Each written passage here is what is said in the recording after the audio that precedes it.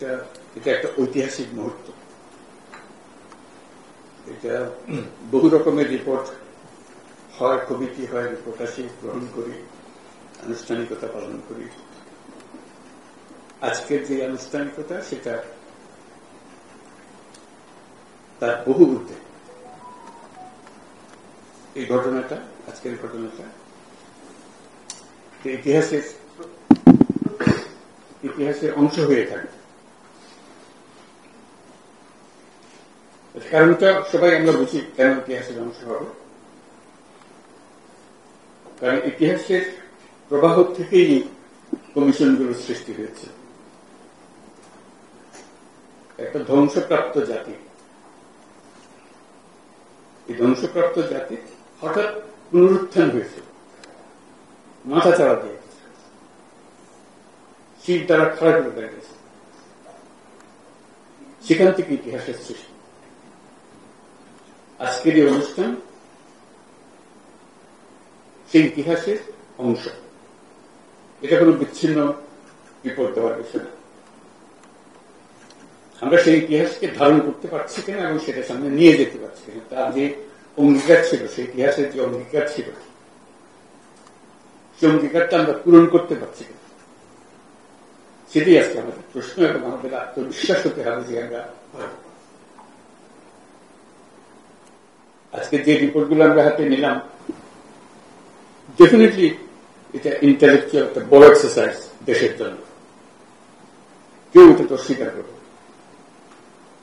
কিন্তু আজকের গুরুত্বটা ইন্টেলেকচুয়াল এক্সেলেন্সের জন্য।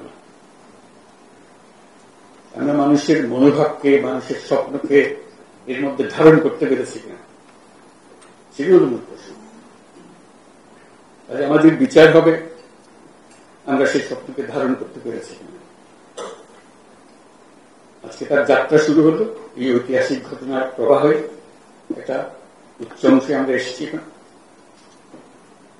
আমরা একটা নতুন দেশ, নতুন বাংলাদেশ তৈরি করার স্বপ্ন নিয়ে এটার কাঠামো রচনা করার কাজ আপনাদের হাতে দিয়েছিলাম কমিশনের মাধ্যমে। স্বপ্ন আছে, এখন সেটার স্বপ্নগুলোর রূপরেখাগুলো খুলে ধরাচ্ছে। কাজে এটাই ক্লাসরুমে পড়া হবে, অনেক শিক্ষণীয় বিষয় থাকবে, সেটা ভিন্ন কথা। কথাগুলো যে জাতির যে পুনরুত্থান হলো, যে স্বপ্ন নিয়ে পুনরুত্থান হলো, সেই পুনরুত্থানকে আমরা ধারণ করতে পেরেছি, তাকে এগিয়ে নিতে পারছি কিনা, সেটাই আমাদের বিবেচ্য বিষয় হবে।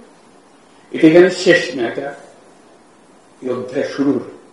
এই স্বপ্ন এবং তার অভ্যুত্থান পরবর্তী যাত্রা, সেটা শুরু একটা বড় অংশ আজকে প্রতিফলিত হয় আমাদের আলোচনা এবং এই প্রতিবেদনের ভিতর দিয়ে আমরা কি করতে চাচ্ছি, রূপরেখা যেটা অঙ্কন করেছি।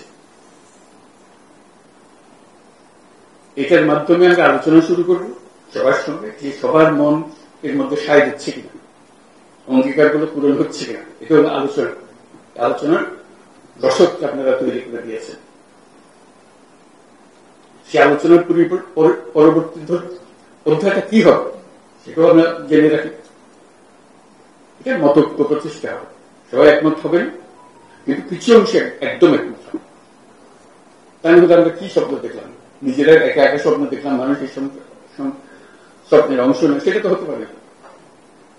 আমরা কতটুকু সেই স্বপ্ন এখানে নিয়ে এসেছি সেটার জন্যই আলোচনা। এটা কোনো বাইরের থেকে চাপানো জিনিস না, ভেতর থেকে উদ্ভূত একটা জিনিস।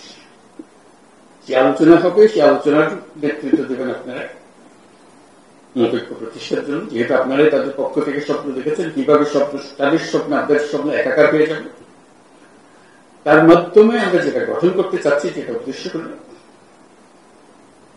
এটা গণঅভ্যুত্থানের একটা চার্টার তৈরি হয়। ওই যে নতুন বাংলাদেশের চার্টার, সেই হবে চার্টার।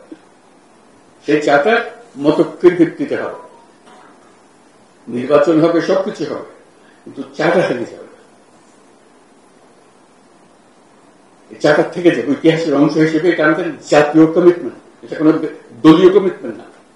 আমরা আশা করছি সব দল এই চার্টারে সাইন অন করবে। ওই যে বললাম ঐক্যমত, যেটা তখন এটা আমাদের বাংলাদেশ জাতি একটা সনদ, যে সনদ আমরা বুকে নিয়ে অগ্রসর হব। এবং যত তাড়াতাড়ি পারে, যত বেশি পরিমাণে এটা বাস্তবায়ন করতে পারি বাস্তবায়ন করতে থাকবে। ভবিষ্যতে যে নির্বাচন হবে এটার ভিত্তিতে, এই চার্টারের ভিত্তিতে, সেটাও যেন একটা ঐক্যমতের সরকার হয়, যে চার্টারকে আমরা ধরে রেখেছি, তার যত কিছু হোক এটা যেন আমাদের হাত থেকে ছেড়ে দেবে। তাহলে এই স্বপ্নের যে কন্টিনিউটি সেটা থাকবে কি করে?